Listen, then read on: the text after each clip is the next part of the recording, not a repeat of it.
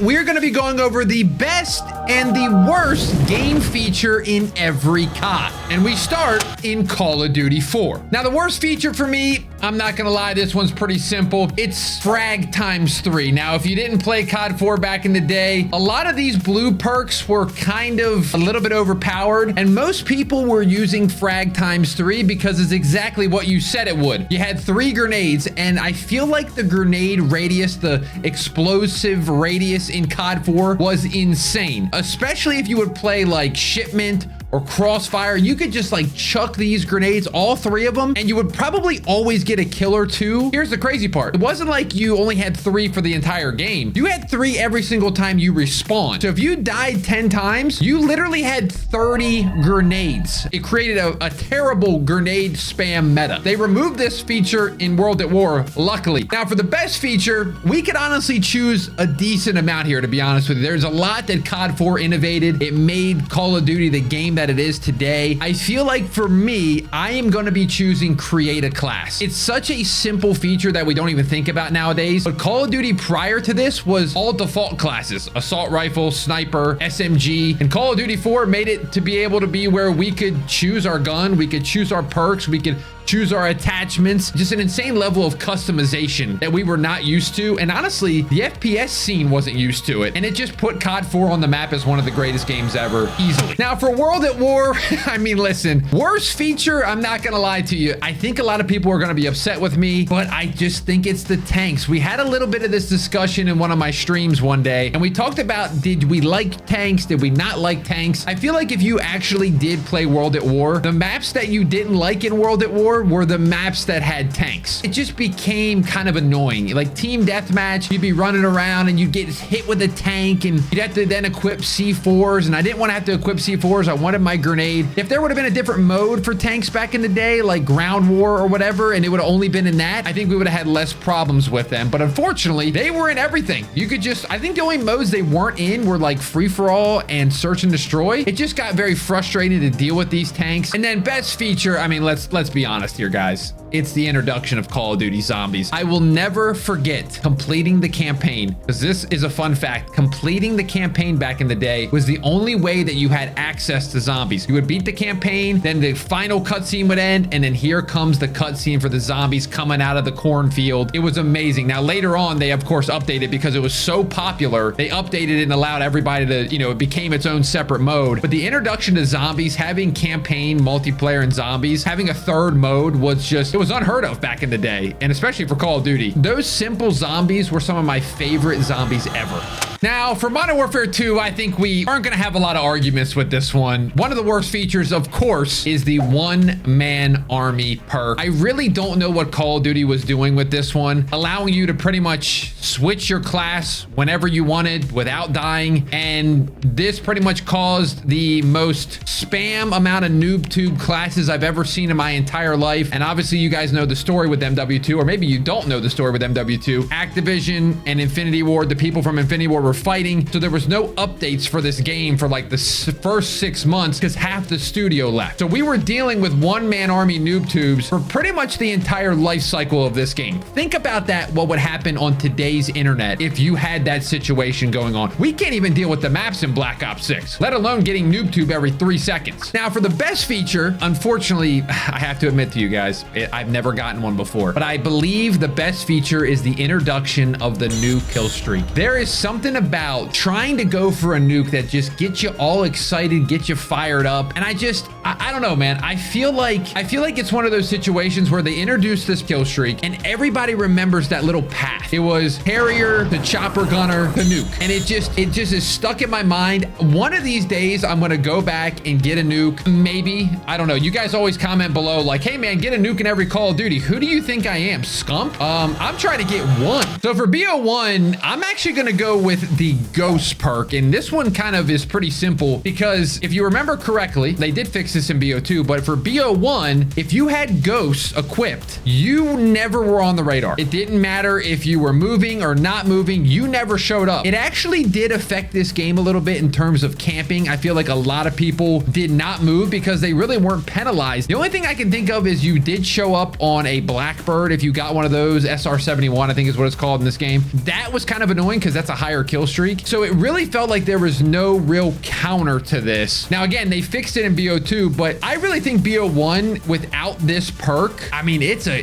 top Call of Duty now. It could have been easily one of the greatest CODs because of this, but it fell behind because I remember dying to so many people camping in corners, and I'm like, we had a UAV, but the UAV doesn't pick them up even if they're camping in a corner. Next up, best feature. I'm gonna say it. Call of Duty points, COD points. And no, not the ones we have now that buy terrible skins in Black Ops 6. I'm talking about the COD point system that we had back in this game where you could actually buy your guns, you could buy your perks, you could buy your tacticals, your lethals. Everything was kind of based around this system where you would rank up to the level and then you could actually buy different things. You weren't kind of stuck in, all right, I'm a level 3 and now I get this gun. It was like, if you had enough money to buy it, you could buy it. Now, I think you did have to unlock certain areas. Like you couldn't just go and buy the commando at level 55. Like you still had to kind of get there, but you could buy different things. You weren't like always getting the same thing every prestige, which I think that's such a great and unique idea. And of course, the introduction of wager matches, being able to bet your points and going in there kind of like sweating a little bit because you're like, man, I could double these points up, go buy a bunch of things and then go play multiplayer. It was just such a fun system. Also, the downside of that is if you bet your points and lost the points, you're going to have to play some more Call of Duty. You would think that they would want this back in the game because they want player retention. If somebody bet all their COD points, lost them, they'd have to play more multiplayer or they delete the game. It'd probably be one of the two. Modern Warfare 3, the worst feature, you know it, I know it. It's death streaks. I mean, they were in MW2, but for some reason in MW3, they got a buff. And I guess I get the idea of trying to help out a new player or a player that's dying a bunch, but you can't necessarily give them the best things of all time. You can't strap a C4 to the dude's body while he's in last stand and have him be able to blow up the entire area or have a primary gun while he's on the ground. Not sure what they were thinking here, especially because we've talked about it in the past. They said, you know, no last stand is coming in this game, or we're getting rid of it. No last stand. I think they forgot that they put this in the game. Maybe it's one of those things where they added it and they forgot they added it and they just never took it out. I don't know, but this was by far and away the worst feature in MW3. Now for best feature, this could go either way, but I am going to go with this one. The introduction of the face-off game modes. I was an absolute sucker for these game modes. They were so fun. 1v1, 2v2, 3v3. The maps, they were decent. They were pretty solid. There were some that were good. There were some that were bad, but I do remember them. Like they were very memorable, and I would always play with my brother on that one ship map, and he would snipe over top my head, and then I would go underground or work the outsides of the map, and we would just play kill confirmed. That is all I played in MW3. If I played MW3, I was playing face off, and I just thought I love these kind of game modes, and I'm glad they brought them in a future CODs, which we'll talk about. Black Ops 2, if we're gonna say something negative about Black Ops 2, it's got to be the target finder attachment. You remember it, I remember it as well. Anybody that had this on their LMG, if they were not doing it for camo grinding purposes, that is disgusting. I've talked about this. Why in the world would they give a feature where you have literally, we talk about hacking now in video games where you get the boxes, the red squares. They were literally giving them to people for free for putting on an attachment. You could see the other team. I don't know what we were doing. Black Ops 2 is one of the most perfect Call of Duties in my opinion that we've ever gotten, minus this. I don't know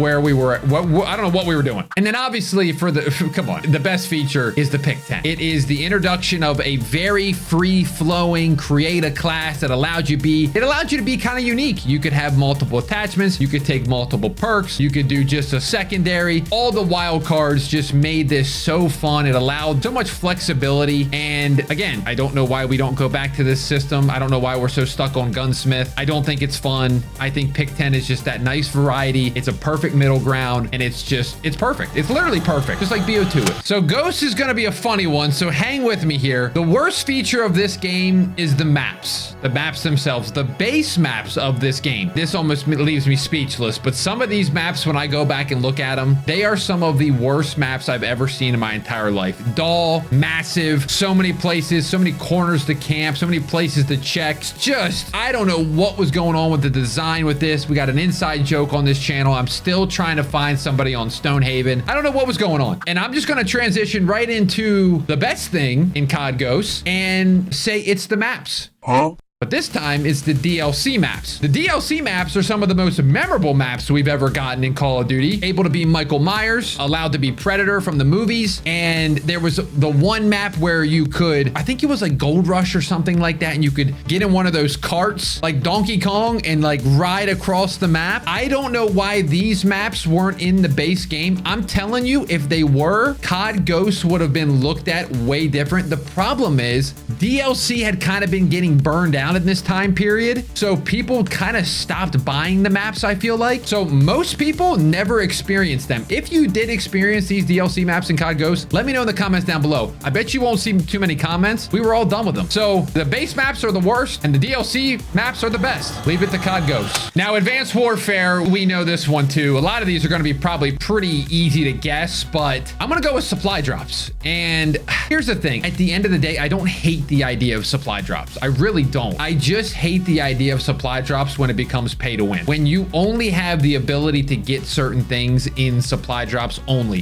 where you can't grind for that. You can't go and complete a challenge for that. Val 27 Obsidian Steed, ASM1 Speakeasy. You weren't getting these by playing the game normally. You had to get them in supply drops. Each supply drop was $1.99 and you were getting a pair of pants. So that's the most annoying thing in the world. But to make, I guess, light of this, I feel like the best feature was customization. This was probably one of the most, I guess, Call of Duties that had the most things that you could do. You could change your pants, your shoes, your exosuit, your little vest, your helmet, all sorts of stuff, your glasses, and it made it for a fun experience. Now they started to get really wacky with the skins, but I feel like if they were to bring that feature back and be able to kind of adjust all sorts of things and have it in like the Modern Warfare 19 era, I think it would actually be kind of fun to be able to do that. Just you have a little personality, but it's not so drastic where you're running around with a rat face or Nicki Minaj. You know what I mean? It's like customization is good when it's grounded, I think, in my opinion. I'm starting to get over the crazy stuff we're getting lately. For Black Ops 3, the worst feature is hands down for me the campaign. I mean, multiplayer is one of my favorite modes of all time. The Black Ops 3 multiplayer is one of the GOATs. The zombies is obviously one of the GOATs, if not the GOAT. Free run was fun to do every once in a while. The campaign, I have tried it so many times on this channel. You guys have told me to stream it and try to complete it. I've made it like 3 levels. Once I hear train go boom, I get taken out of it. I can't do it anymore. What do you think I'm gonna say next?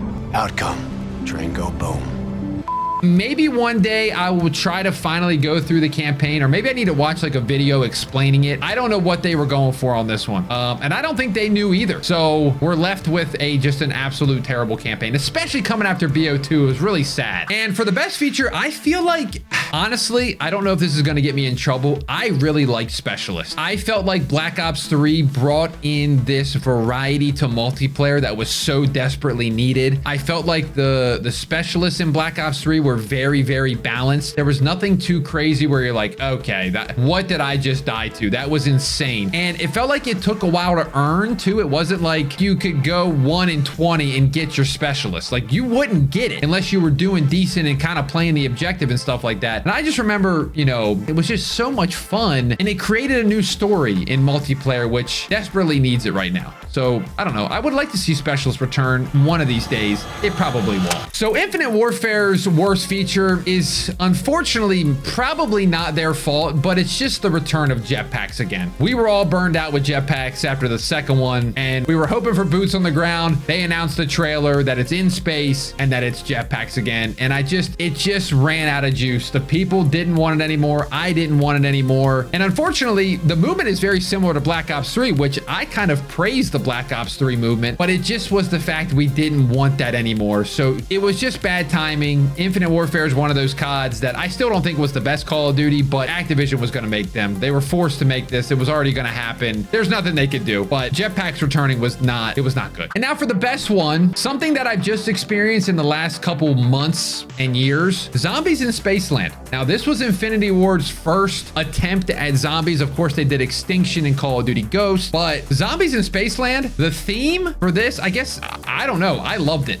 I guess it was 80s kind of arcade style. The Easter egg with David Hasselhoff. I had a blast. I thought they did a great job. A lot of people praised the dude who kind of led the charge for this. He's no longer working under Call of Duty or Activision, which kind of sucks because a lot of people, A lot of great people that made these things in these earlier games, they're not with the franchise anymore, which is just terrible. But Zombies in Spaceland, if you have not tried it, I don't want to say go buy Infinite Warfare, but if you can find it for cheap or borrow from somebody, go play Zombies in Spaceland. You'll be pleasantly surprised. Now we actually get to go to a boots on the ground game, Call of Duty World War II. And for the worst feature, I'm going with the Division system. Now let me bring this out here right away. They rehauled it. They did this probably 6 months after release. They got rid of this, but this was a system, the Division system, kind of, I don't know what you want to call it, boxed you in for a certain class. So if you were a sniper, you couldn't kind of run and gun. That was not your specialty. It was almost like specialist, not specialist, but like you were stuck to a class style. I can't even remember what the run and gun was, but you can only use SMGs and you can only do run and gun. Terrible system. We like create a class here in Call of Duty and being able to do whatever in the world we want. That's why Call of Duty is so good and so magical, and they got rid of that system. Now, like I said, they got rid of it after the complete overhaul of the studio, but again, too late. 6 months goes by. People are gone. People were playing Fortnite. It was over. And of course, the best feature, I mean, guys, I'm gonna get emotional talking about it. The headquarters. There is something about this place that brings me just so much joy. You're opening supply drops, which I don't really like supply drops. What we talked about, as long as it's not pay to win, but opening supply drops in front of your friends, going to the firing range, playing in the 1v1 pit, doing challenges from Major Howard. There was like a theater mode where you could watch competitive Call of Duty go Boston Breach. It just was so good. It makes me angry, like legitimately angry that this has never come back. I don't know why we bring stuff in and then we remove it. I don't get it. Sometimes stuff deserves to get removed and not come back. This is one of those things. It needs to come back, but I don't think it will.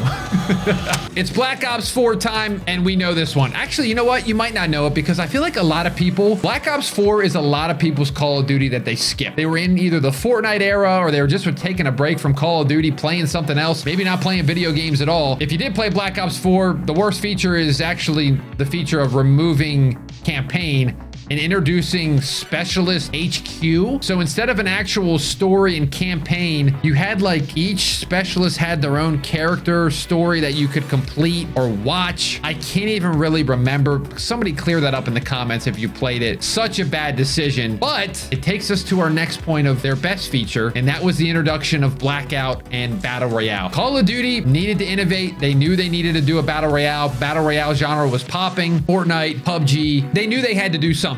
And they ended up having to scrap the campaign that they built and went right to Blackout. And they made this thing in like, I think they said 6 to 9 months. And this thing was so good. I know I said this about Zombies in Spaceland, but if you didn't play Blackout back then, you just missed out, man. It was so much fun. And I really, really feel like if we didn't get Warzone, they would have really built on top of this and made it into a phenomenal product. Yes, there were bugs, there were glitches, there were issues, but you knew that was going to happen in the short amount of time they had. Imagine if they would have had 2-3 years with this and built it up and added buybacks and all that stuff. I don't even want to think about it because it's going to make me angry, but yeah, man, Blackout was special. Modern Warfare 19 brings a lot of hated features, and the one I'm going to go with personally is disbanding lobbies. Quick explanation on what disbanding lobbies is. You would play a game back in the day, and every single Call of Duty up until MW19, you would play a game, you'd get to team deathmatch, 75 points, the game would end. You'd stay in the same lobby with the same people, play them until, you know, people left or whatever. You would be in that same exact lobby. It created rivalries. It created friendships. It created all sorts of stuff. Trash talking. It made Call of Duty what Call of Duty is today. And then they brought in disbanded lobbies. And that's because of skill-based matchmaking. So if you were to do good in a match, they would go, okay, we need to remove him and we need to go put him in another bracket. So every time they would have that lobby disappear, everybody would boot back in, and then they would get put in the class that they were with their skill. It just removes the fun. How many people back in Black Ops 2, COD 4, you made a friend on Xbox because of talking with somebody and being on the same team with them? I can tell you it happened to me a ton of times. And then in MW19, I will say this, a great feature that they brought in was gunfight. This was a mode created for this game. They created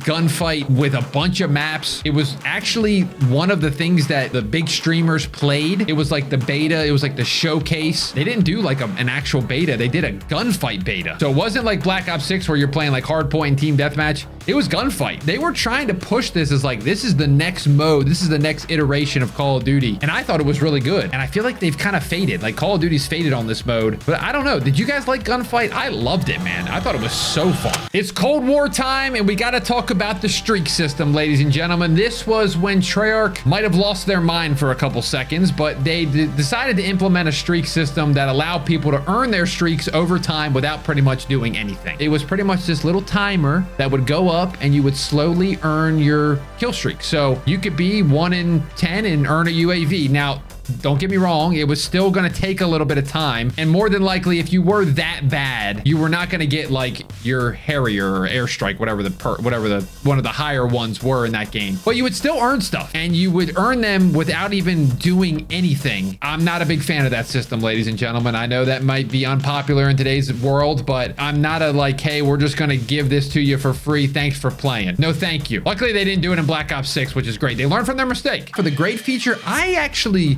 loved this campaign. Now, that's actually not the feature. I would say the feature is more inside of the campaign, where you could choose kind of different things that you wanted to do, multiple endings, multiple options. I know Black Ops 2 had this feature, but I feel like Cold War kind of built on it, if that makes sense, because you could have like totally different everything. I don't know. It just felt like they did a little bit more than Black Ops 2 did. And man, it was so fun to play those final couple missions. Love that campaign. I need to replay it. Now we come to the lovely Call of Duty Vanguard, probably one of the most forgotten Call of Duties. And for this one, I'm actually going with the connection with Warzone, the Warzone integration, AKA Caldera. Oh man, this was when we first started to lose the love of Warzone, at least my personal opinion. If you didn't know, I'm gonna give you a quick brief history lesson. I actually, before doing this type of content, was a Warzone streamer on Twitch and really enjoyed it. It was very fun. It was kind of how I got my name out there. And then they introduced Caldera and I hated it so much. And then there was Warzone 2 and I hated that. But it felt like Caldera was the one that started it all. And that just really, I don't know, man. I feel like that's kind of what started killing Warzone. And I don't know if we've ever recovered from that. I really don't. We're still coming back with this new Warzone coming out. We're literally going back to what 2020 Warzone was like, the thing we've been waiting for and talking about for them to do for years. But man, Caldera was the start of it, man. It was the start of it. I guess for the great feature, I'm going with combat pacing. I guess to summarize this one, it was kind of a better way to choose your multiplayer matches based on what you wanted to do. Fast-paced games, more people. It was just a nice little change up of how we were selecting our matches. Was it groundbreaking? No, but was it nice to have? Sure. And I'm trying to give Vanguard a little bit of props. It didn't deserve too much, but at least I'm giving it something, right? All right, so Modern Warfare 2, you guys know this is one of my favorite Call of Duties. For the worst, I'm going with the UI, the Hulu-like UI. We've always had just vertical menus, ladies and gentlemen. It's been pretty simple, you know, tab over. That's about as crazy as we got. Then they decided, let's make it sync up with COD Mobile. That's literally what their plan was. They wanted COD Mobile and the new Call of Duty on console to look the same so people would not get them confused. I can tell you they're different players. People that play COD Mobile don't always play on console. So the fact that they base their entire UI off a mobile style is mind-blowing to me. And it's got to be one of the worst performance finding modes. It just was like, I got lost. I was getting lost. It was like I was getting lost in Stonehaven, but I was on a main menu. Now, I kind of wanted to make a joke for the best feature in this game, but I am actually going to make a joke. It birthed this meme, the ghost meme. I mean, come on now, that's pretty funny. But I do feel like I would say probably the maps were pretty solid. They were all original too, which I got to give Modern Warfare credit for that. There were no remakes really until obviously Shipment comes out and all that, but they were all brand new maps and they were all pretty solid. It was really just the movement mechanics that ruined this game. If you would have put these maps on another COD, I really feel like we would have thought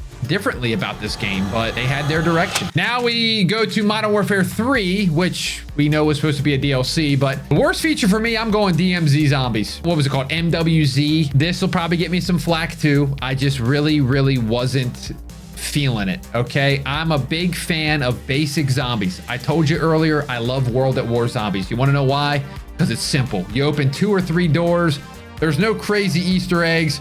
There's one box. You're fighting zombies till you die. It's that simple. High rounds, Keep it simple, stupid. I felt like when I played this, I'm like, what am I doing right now? I'm exfilling, I'm in a car, I'm driving around this big map that they obviously just made the Warzone map, the DMZ map, or MWZ. You could just tell it was kind of scrapped together. And I guess that's just the fact that this was supposed to be a DLC like we talked about. So what were they gonna do? And then for the positive, if you remember correctly, they brought back map voting. Map voting returned in Modern Warfare 3. Honestly, a very underrated feature that we used to have at one point. Obviously, they're bringing it back, so I don't know if I should be giving them credit for it, but I am gonna give them.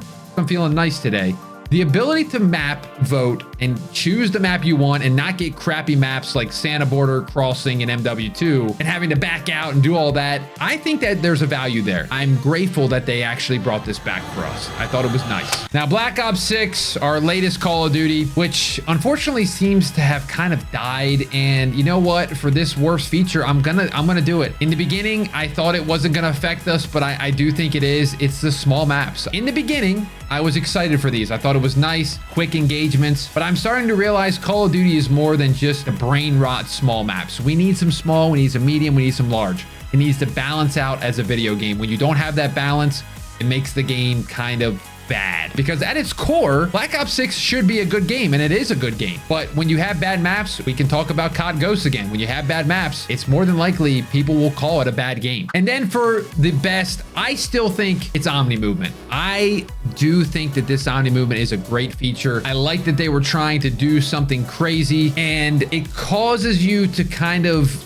you know, it gives you the flexibility. You can dive backwards and all this stuff. I think there's some parts where it's a little extreme, I think, and sometimes it's nice to kind of go back to playing those old Call of Duties. You're like, you're just kind of sprinting around. It's a little bit more tactical. I don't want to be so tactical that I'm like playing Rainbow Six, but over the coming years, I feel like we're going to get it kind of in a good spot where, you know, probably like in the next COD or the COD after, we'll be like, okay, Omni Movement's in this clean spot where it should be, but I love the introduction of it. I like what they've tried to start. And there you guys have it. That is the best and worst feature in every Call of Duty, according to me. Let me know. Do you think I missed any? Let me know in the comments down below. I hope you enjoyed this type of video. If you did, make sure you leave a like, subscribe. I really appreciate it. Also, I'm going to plug two things. If you want to follow me on Twitter, I usually do a lot of community chatting with you guys over there. And also, I am picking back my second channel up again. I know I've said this like 15 times, but I'm going to cover Verdansk a little bit on this channel. Tdawg2, I'll put it in the description. I'm going to do a little bit of some stuff with Verdansk and see how I feel with it, and we'll test it. I don't want to put that on this channel because I feel like they're very different. So if you want to go support me over there and watch some Warzone content, feel free. If you want to watch another video too, go click over there.